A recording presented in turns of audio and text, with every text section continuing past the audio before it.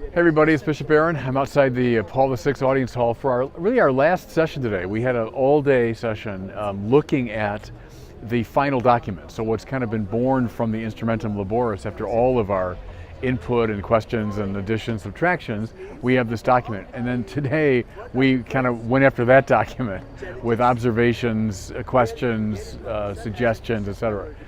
Finally, on Saturday, we're going to be voting on it. So we'll look at it paragraph by paragraph and we'll vote on it. So we're coming to the very end of the process. Lively, a lot of strong opinions exchanged today. But that's the church, and it's a good thing.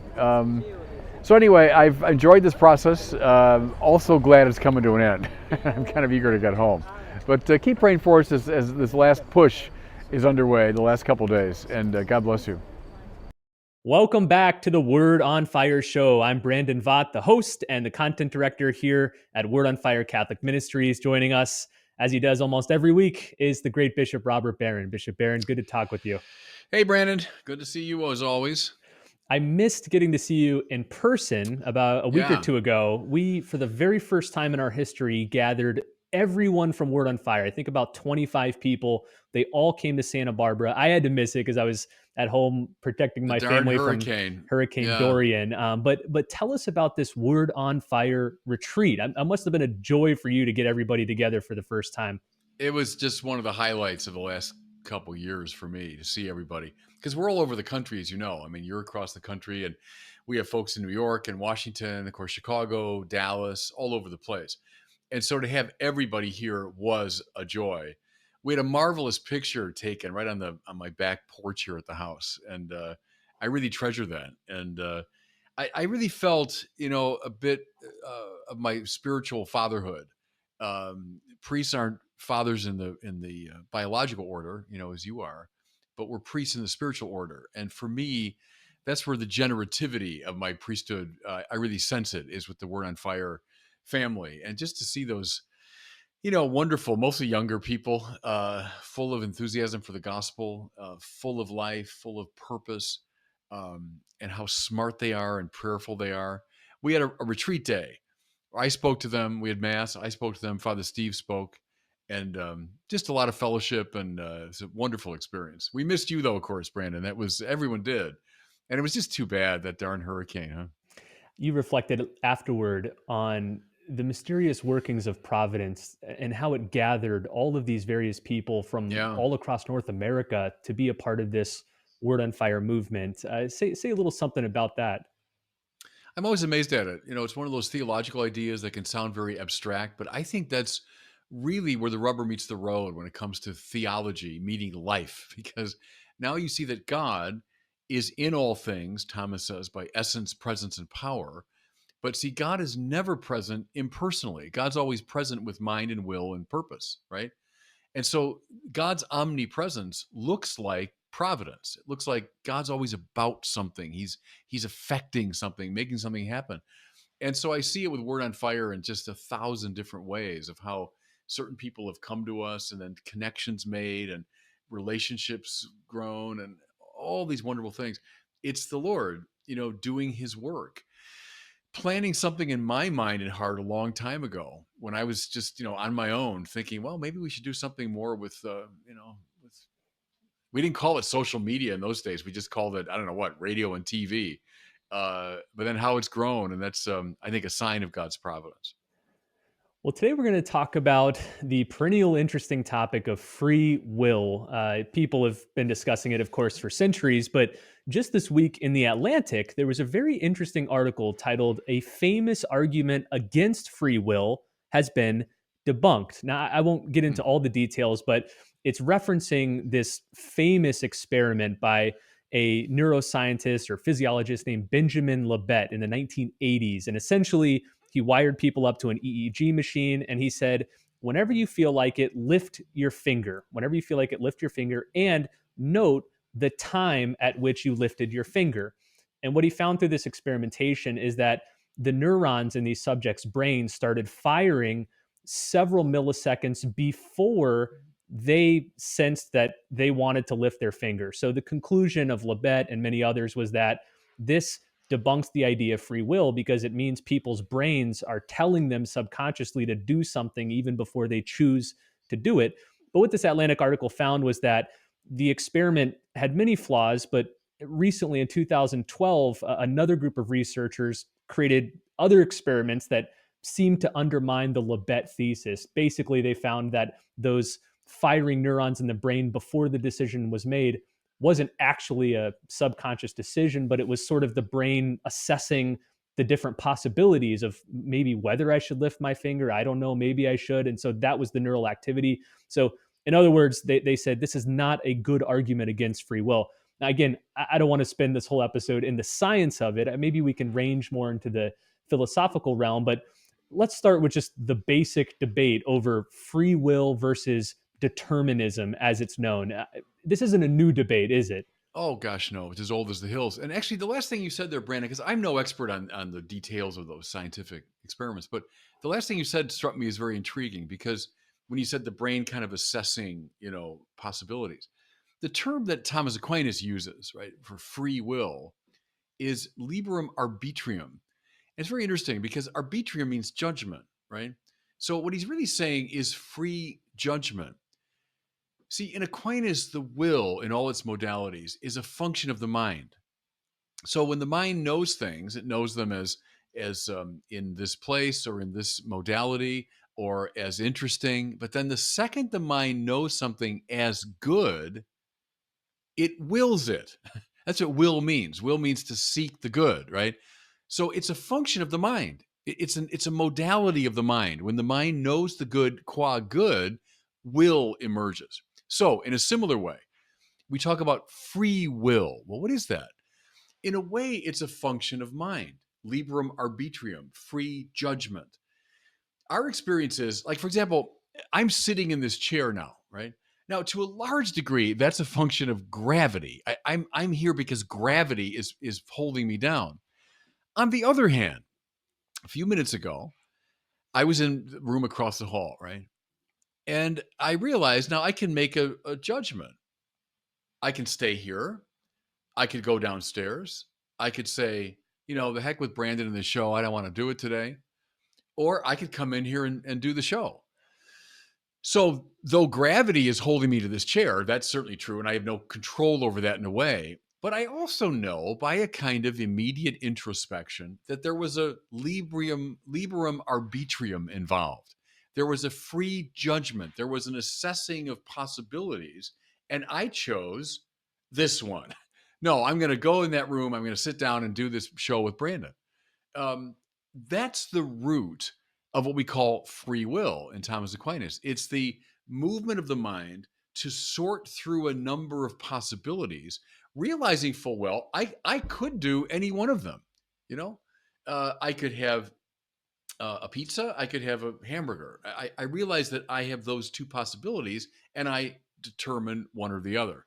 So that move of the brain kind of assessing if that's what in fact it's doing, I don't know enough about the physiology, but if that's what it's doing, that would be totally congruent with Thomas Aquinas' view of how liberum arbitrium works. I think a lot of times in this discussion, there's not enough nuance between Yeah, those two options of free will and determinism. It's like yeah, either everything is completely determined and people yeah. have no decision about their actions, or they make completely unconditioned, free, unconstrained decisions without any influence from anything else. Right. And something that's helpful here, I think, is the Protestant theologian Paul Tillich, whom I studied carefully many years ago. But Tillich talks about these ontological polarities. Um, and one of them is what he calls freedom and destiny. Now, what he means there, freedom is this capacity we just been describing, that I can determine the course of my life. It's I set the tone. There's something spontaneous. There's something self-determinative about it, unpredictable, right? I'm free. On the other hand, Tillich says freedom is never absolute. Like I just for no reason whatsoever make these wild decisions. No, destiny, he says, is what's given to freedom. It's what conditions freedom. That upon which freedom stands, that toward which freedom is lured, right? All that belongs to what he calls destiny. And the two of them exist as an ontological polarity. Now, I'll give you an example to make that more concrete. did I freely choose to be a priest? Yeah. In fact, that's essential to ordination, that you have to acknowledge before the church that you were standing here freely. If I were seeking laicization, which means to be dispensed totally from my priesthood, I'd have to show, I was being coerced. I didn't really want this. Someone held a gun to my head or someone was threatening me, right? Well, I can't do that. I know that I freely chose after long deliberation to be a priest. Okay. But was destiny uninvolved in that decision? Well, of course not. The fact that I was born of these two good and pious Catholic parents, that I went to Catholic school, that I was exposed to St. Thomas Aquinas when I was in high school, that I had this experience, that experience, language, education, religion, all of it was given to me. And it did, to a very large degree, condition my freedom. It directed my freedom. And I think that's an important distinction, that we shouldn't just do determinism versus freedom. There's always a play in all of us between those two things, right? They're in an ontological polarity. One kind of pressing against the other, you might say. Think of a teenager. What's going on in a teenager psychology is largely freedom being realized and freedom asserting itself against destiny, if that makes sense. I think, like, Brandon, your kids are all, well, how old's your oldest? 10. Isaiah's about 10. 10. So it's coming. But, little kids, they largely live in a world of destiny. Things are given to them, right? Including language, which is hugely important in our development. Language, family, culture, religion, order, law. Kids live in a very restricted space. We think, kids live in this world of freedom. Not really. They live in the opposite. What happens is when they become teenagers, inevitably, freedom begins to assert itself. And then you've got these famous struggles of freedom against destiny, right? And then, the key to life is finding a happy equilibrium of the two things. And now, welcome to maturity for most people. Okay. The point is, it's not a sharp either or. It's this really subtle both and, the play of freedom and destiny. There's been a lot of emphasis on determinism today. I'm thinking of several best-selling books that have tried to make the case that at root we're not free, that we're determined. Sam Harris, one of the famous four horsemen of the New Atheism, wrote a New York Times best-selling book titled Free Will. The cover of it had a man attached to puppet strings. The idea that someone's just manipulating all of his movements. Sean Carroll is another famous atheist cosmologist who argues that we don't have free will. A lot of them take the view that if we look down at the atomic level, at the level of atoms, that if you knew the position of every atom in the entire universe at moment t, and you also accounted for all of the laws of nature, then at t equals 1 second later, you could determine the position of every single atom in the universe. Therefore, we're not free. We're determined. What do you make of that sort of argument? Well, first of all, it's part of that Enlightenment fantasy, at least one strand of the Enlightenment. And go back to people like Newton, and there are many, many disciples of Newton. That was the fantasy, was, gosh, given these laws and given what we know about motion, and as you say, if I can determine the position and speed of any object in the universe, I'll tell you in a million years, if I knew everything that could possibly influence it, right? I could tell you in a million years exactly where that thing's going to be.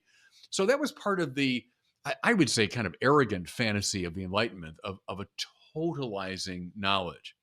Well, a couple problems. One is that the psychological and spiritual dimension doesn't correspond to the physical that readily, as though I can simply transfer what I know about the physical space to another space. That's one issue.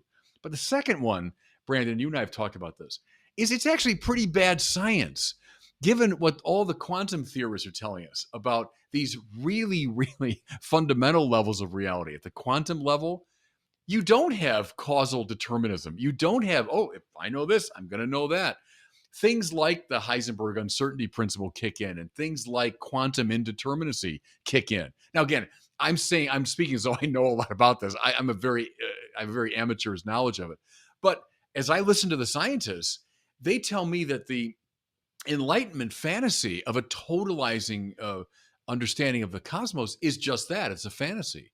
And in fact, something like free process. I'm using John Polkinghorne's term there. Remember John Polkinghorne, who does know a lot about this, Cambridge particle physicist and Anglican priest, but who talks about the free process of the universe. And at the quantum level, determinacy seems to be like that's a fantasy. That's an imposition from the 18th century.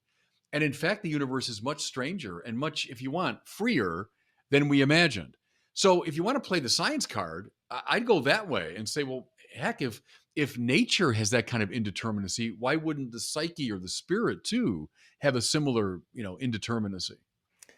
I find really interesting this juxtaposition of a lot of scientists and philosophers strenuously arguing for determinism, when in the general culture, there's this hyper emphasis on self Yeah, invention and the yeah, autonomous self, and I have to freely come up with who I am. Nobody can constrain me or tell me what to do.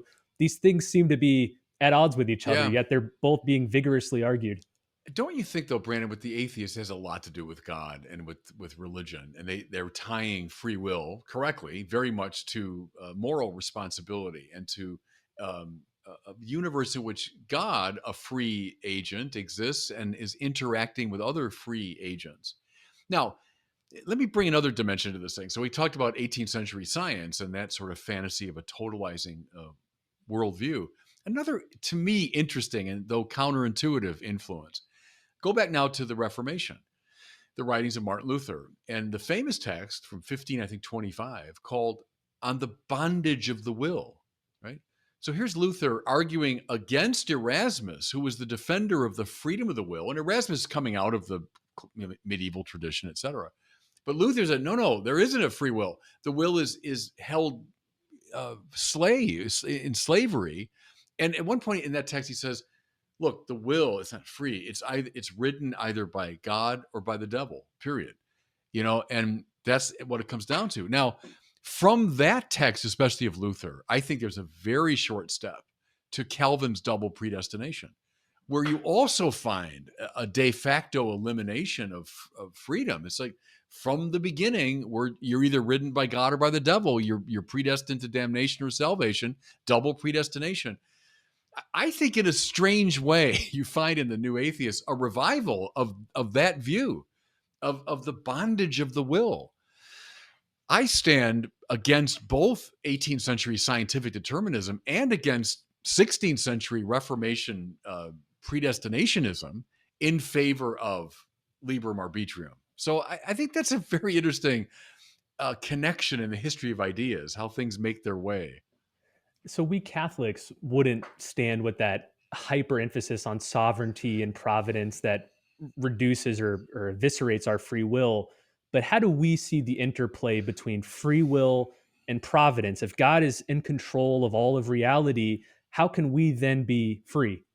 Yeah, and that's of course, classic question. And I again rely on Thomas Aquinas and his disciples. There's a bit of Tillich in this too, with the freedom destiny idea. Here's what I mean: freedom, liberum arbitrium, as we said, is not sheer arbitrariness. Just boom, for no reason whatsoever, I'm going to go here or there. No. Freedom is always conditioned. It stands on something, and I'd say most importantly, it's lured by something, right?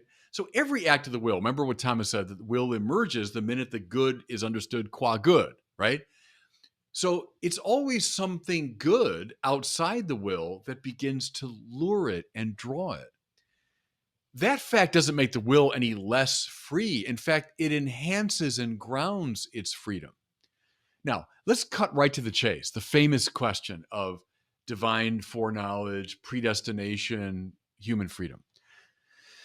And here's a dumb example, but it helps me. Anyone that knows me knows that one of my great heroes is Bob Dylan, right?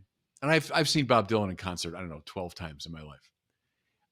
What if you told me that Bob Dylan was going to be giving a concert with his band in my living room, that you've arranged it, that Bob Dylan and his band would be in my living room tomorrow night at 8:00?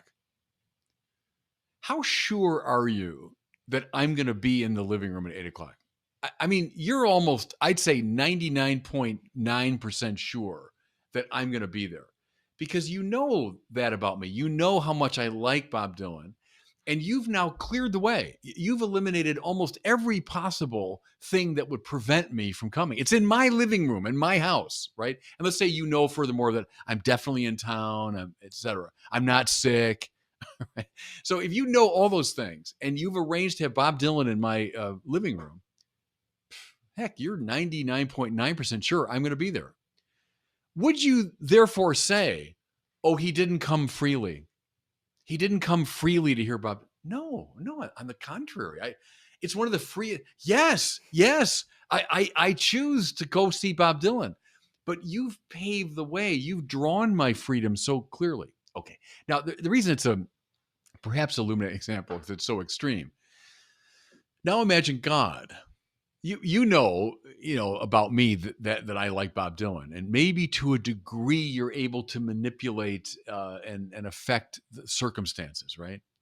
But now you're God, who knows everything about everything, who knows every single love and desire and longing of mine, who can furthermore arrange the world in such a way as to smooth the path that God could definitively make things happen without violating our freedom. Yeah, absolutely. Once we understand how the good lures our freedom, I think that's the best way to get at this issue of how to reconcile God's providence, which is determining in a way with our freedom. I think that's the Thomist way to handle it. Let's turn the tables for a minute and suppose that determinism was true. Suppose that we didn't have free will. What would be the implications of that? We're animals then. And Thomas makes that distinction, like a rock. So like, here's this bottle of water. I don't know if you can see it. Uh, there it is. It's sitting on the table. It's not choosing anything. It's just there. It's the nature of a thing this weight to be held down by gravity. Or you take an animal, Thomas says, just purely determined by instinct. Animal's not choosing, it's just dumbly following instinct. We would sink to the level of clever animals. We'd be rather sophisticated animals. We'd have this thing, like I'm being held by gravity to this chair, and I'd have dumb animal instincts, but I would not have the spiritual power that we recognize as attendant upon intellect and will. Furthermore, Aquinas says, we would do away with the entire realm of moral approbation, moral blame, moral encouragement, moral reward and punishment. I mean, all that would just go by. You don't morally blame an animal, right? Even an animal does you say bad dog, but you don't really mean bad dog, like morally bad dog. You don't say, boy, you deserve to be punished morally. I'd never say bad bottle of water, for falling down on me. Well, of course not. So all of that would fall away if liberum arbitrium disappears. I find that among many of my determinist friends, when you bring up this example of moral praise and moral blame, like a court case where a really egregious criminal is brought to trial and his plea is that, well, I was just forced to do it Yeah. because of my inner chemical reactions, the neurons in my brain, that even the most hardened determinist will not be thoroughly consistent enough to say, okay, he's right, whether we need to lock him up or not. In any case, he's not to blame and we shouldn't He's blame not him. guilty. Right. Yeah, no one believes it. It's a game. Honestly, Brandon, I think a lot of the stuff is a game. No one really believes that. And that's why the old Aristotle thing, don't listen when people say, watch what people do. Watch how people behave. And they behave, and I mean not just our moral behavior, but the way we assess the world. Watch our actual behaviors. They depend at every moment on something like free will and moral blame or praise. So I think that's silly. Okay, there's so much more to say. You always say this. Oh, we're barely scratching the surface. We Yeah, could do and a we whole are. course That's on right. this. Yeah. But let's close with this. If you had, say, a minute to make the case for free will, what would you say? I would say liberum arbitrium, that everyone knows that we have something like real judgment when it comes to our actions, that we are, yes, destiny plays a role, and yes, we're being lured and so on. But we can know through introspection that I had a range of options, and they were all valid possible options, and that I chose one over the other. That's given, I would say, an immediate introspection. But the fact of liberum arbitrium, which is a function of the mind, are there in fact a range of judgments that appear before you, possibilities? Then you have what the great tradition calls free will. That's my one-liner argument, I suppose. I'll add to that if you're interested in the scientific discussion about free will and determinism, there's a really great book called Free: Why Science Hasn't Disproved Free Will. It was published by Oxford University Press recently by a professor named Alfred Mealy, Mele. So it's titled Free. That gets into all the nitty-gritty details about these experiments and what they show and what they don't show. Okay, it's time now for one of our questions from our listeners. Today we have a question from Matt. He's in Brooklyn, and he's asking about the sin of pride and what we do and don't mean by it. Here's his question. Hi, Bishop. This is Matt from Brooklyn. I have a question about pride.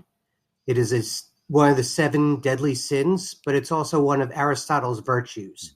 So can you square that circle for me? Thank you.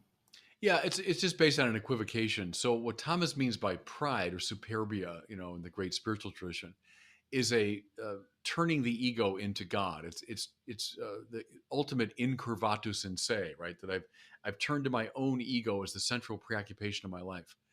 What Aristotle means by the term is what Thomas would translate as magnanimitas, magnanimity, being a person of great soul. So Aquinas, following Aristotle, will say the magnanimous person wants to act in such a way that he or she will receive highest praise. Now, again, that doesn't mean I'm caught up in egotism. It means I want to live in such a way that I should deserve from the best people highest praise for my moral excellence. Now, think for a second, someone like Maximilian Kolbe, giving his life, right, for someone he barely knew at Auschwitz, this marvelously heroic act, which is a supremely humble act from a spiritual standpoint. But could you also say it was a magnanimous act? Yeah, I think so. If somewhere in his soul he said, I want to do something which is deserving of the highest moral praise from the best people, yeah, do it. Do it. That's what Aristotle, I think, means by magnanimity. So it wouldn't be pride in the theological sense. We thank you for listening to this episode of the Word on Fire show. If you want more high-level discussion about interesting scientific and philosophical topics like this one, I encourage you to join the Word on Fire Institute. That's why it exists. I think, Bishop, what are we up to now? Over 7,000 members, something like that? I think we're I forget, I shouldn't say, but certainly over 7,000. Several thousand people, high-level professors from all over the world. When you sign up today, you not only get access to all of the courses in the Institute, the community, you also get access to the Word on Fire digital platform, which includes all of Bishop Barron's films, including the latest one on Fulton Sheen and Flannery O'Connor. And you get the first issue of our Evangelization and Culture journal. It's one of the most beautiful, high-level journals out there in the Catholic world. So sign up today. You can find it at wordonfire.institute. Also, if you'd like to support this show and help this podcast reach more people, join us as a patron. You can do that at wordonfireshow.com/patron. Thanks so much for listening. We'll see you next week on the Word on Fire show.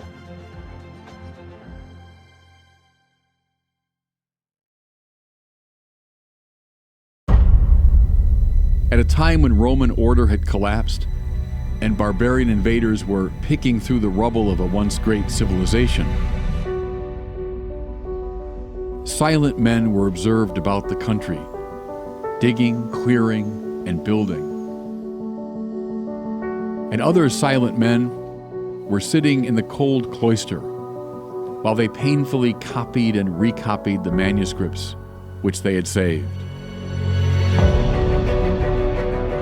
By degrees, the woody swamp became a hermitage, a religious house, a farm, an abbey, a village, a school of learning, and a city.